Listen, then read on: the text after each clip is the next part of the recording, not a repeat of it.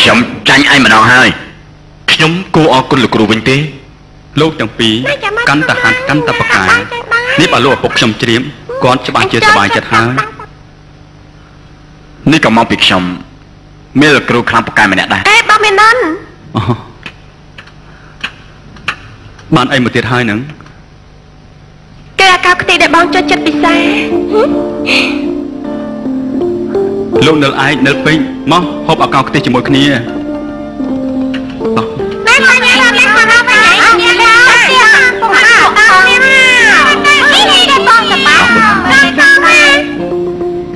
ឆ្ងាញ់មែនតើសុំមួយទៅសិនណាឆ្ងាញ់មែនកូនធ្វើអាកោខ្ទិះឆ្ងាញ់ណា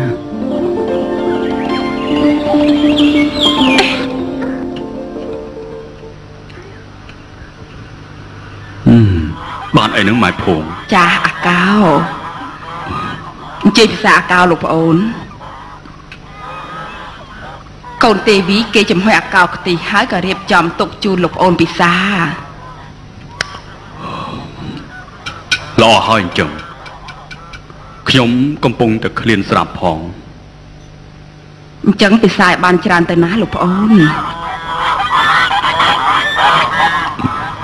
ឆ្ងាញ់ណាស់តើនេះមេដោះភួងចាស់ហើយតែនៅតែបកកែខាងធ្វើអាកោខ្ទិះនេះឆ្ងាញ់ដូចដើមអញ្ចឹងលោកប្អូនពិសាមួយទៀតទៅ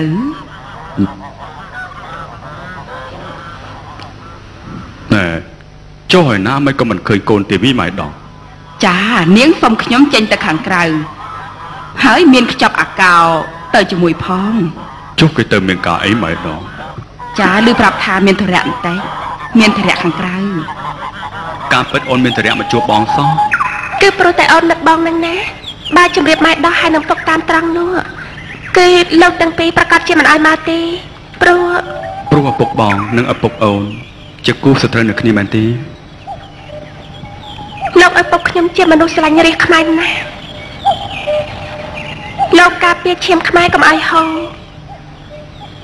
វាផ្ទុយពីលោកមេឪពុករបស់បងដែលលោកនឹងអំណាចតាមការបន្ទប់របស់ប្រជាសៀមហើយជាជនសង្កត់កខ្មែរឲ្យអូនសុំទោសណានេះបងមានប្រសាទឲ្យខ្លួនបងទេបងដឹងថាអូនចង់និយាយពាក្យនេះតែអូននិយាយពុំចេញបងខឹងខ្ញុំទេមិនខឹងទេព្រោះវាជាការពិតគឺអ្វីដែលកំពុងតែរស់រាលនៅក្នុងទ្រូងបងដែរ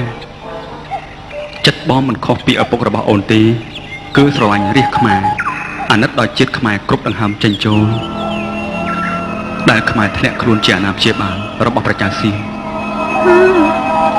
នេះមានន័យថាបងប្រឆាំងជាមួយឪពុកបងហើយមិនដល់ថ្នាក់ប្រឆាំងចំពោះអ្នកមានគុណទេប៉ុន្តែបងមានចិត្តដូចនេះមែនបងចង់ឲ្យរាជខ្មែរមានសេរីភាព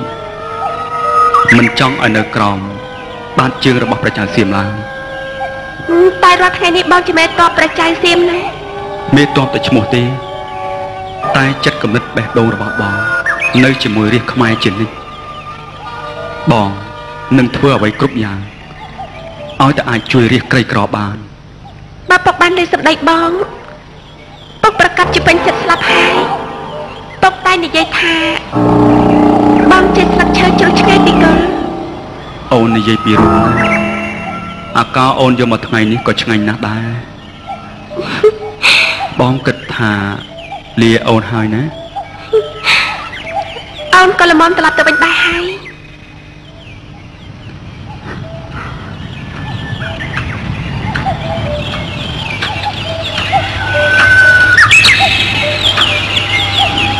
ជប់នេះអូនទំនេរ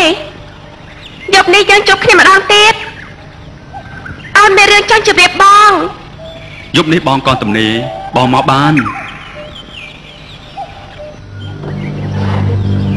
ជុំគ្នាពេលថ្ងៃមិនអស់ចិត្តទេនៅណាត់ទៅពេលយប់ទៀតនោះហើយពេលយប់ស្ងាត់មេឃងឹត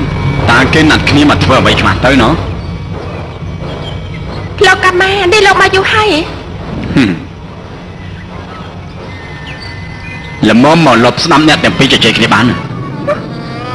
លោកកាម៉ាមានអីនឹងខ្ញុំដែរគឺមានការដូចបងមេនិនអញ្ចឹងដែរនេះលោកចង់មានប្រសាសន៍ថាប បងក៏ស្រឡាញ់អូនទេវីដោយបងមិនដែរហើយពេលនេះបងចង់យកហេតុផលខ្លះមកប្រាប់ឲ្យអូនទេវីជ្រើសរើសហេតុផលស្អីទេខ្ញុំមិនចង់ស្ដាប់ទេអូនត្រូវតែស្ដាប់បងនឹងបងមេននតើអូនគួរជ្រើសរើសមួយណាបងមេននជាមេតបម្ដងទៅខាងលិចម្ដងទៅខាងកើតគ្មានពេលនៅថ្នាក់ធំអូនទេលោកឪពុកក៏មិនចូលចិត្តដែរទៅថ្ងៃអនាគតបងក៏អាចបានមរតកច្រើនជាងបងមេននដែរហើយបងសប្តាហ៍នេះគ្រាន់តែជាហេរញ្ញកិច្ចរបស់លោកឪពុកប៉ុណ្ណោះគឺដើរទាបពុនអកលលុយកាក់ពេញដៃគ្មានពេលតែឆ្ងាយពីអូនទេហើយពុកទៀតសោនក៏ស្រឡាញ់បងជាងបងមេននដែរអូនជ្រើសរើសទៅរវាងបងនិងបងមេននចាំបើខ្ញុំប្រាប់លោកថាខ្ញុំជ្រើសរើសយកបងមេននមានន័យថាអូនជាស្រីល្ងងណាស់នរណាថាខ្ញុំល្ងងក៏ស្រិតតែចិត្តទេវីហេតុអីអូនសោកមកហើយស្រឡាញ់បងមេននទៅវិញព្រោះបងមេននជាខ្មែរទាំងឈាមទាំងចិត្តតែលោកវិញលោកខ្លួនលក់ចិត្តឲ្យប្រច័យសៀមអត់ទៅហើយមានតែស្រីល្ងងទេដែលគិតដោយអូនលោកថាខ្ញុំល្ងងក៏ថាចោះព្រោះខ្ញុំមិនចង់មានប្តីជាសត្រូវរបស់រាជខ្មែរទេខ្ញុំលាហើយ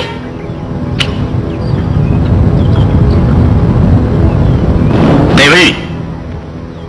អូនស្ដាប់ឲ្យច្បាស់ណាបើបងយកអូនជាប្រពន្ធមិនបានទេនោះបងមិនមែនឈ្មោះកាមាបុតស្ដេចកាញ់គ្រប់គ្រងអាណាខេត្តស្រីសុភ័ណ្ឌនោះទេលោកក៏ស្ដាប់ឲ្យច្បាស់ដែរថាប្តីខ្ញុំគឺបងមេននតែម្នាក់គត់លោកមិនបាច់មកខាត់ពេលទេ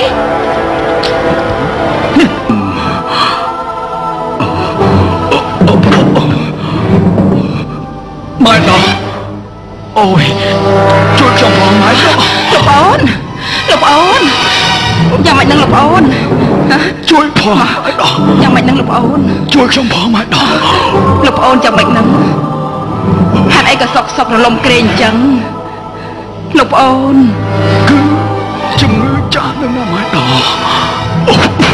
គេថាទុំវាជ្រុះអូយនេះខ្ញុំនេះអាយុច្រើនហើយ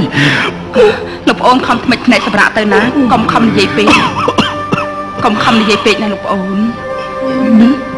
កូនទីវីត្រឡប់មកវិញហើយនៅម៉ែដល់នោះមកដល់លំអមអាយុវែងមែនពុកយ៉ាងម៉េចហ្នឹងពុកស្លាប់ហើយពុកឲ្យកូនសំទោសដែលកូនទៅខាងក្រៅចោលពុកយកពេកមិនបាច់ភ័យពេកទេណាកូនទេវី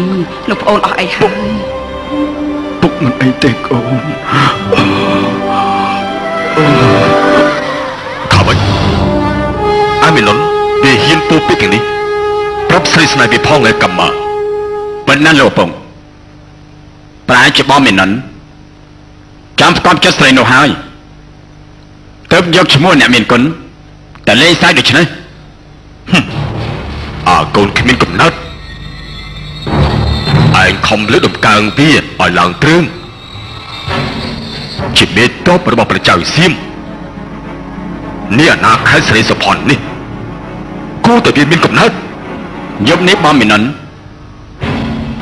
ក៏ណាត់ជួបស្រីនោះទៀតហើយផងកូនស្រីនាមមើលមន្ត្រីរកមិនអស់វាមិនស្រឡាញ់ទេវាទៅស្រឡាញ់កូនស្រីអវិសេសក្លាហានដែលជាស្ត្រីរបស់អញទៅវិញវាក៏ដឹងដែរថាអវិសេសក្លាហាននេះជាមេបះបោនាំរៀបតវ៉ាមិនចេះចប់មិនចេះហើយទេឬក៏វាស្រឡាញ់ស្រីផ្កាប់មុខភ្លេចគិតដល់អញជាឪពុកទៅហើយ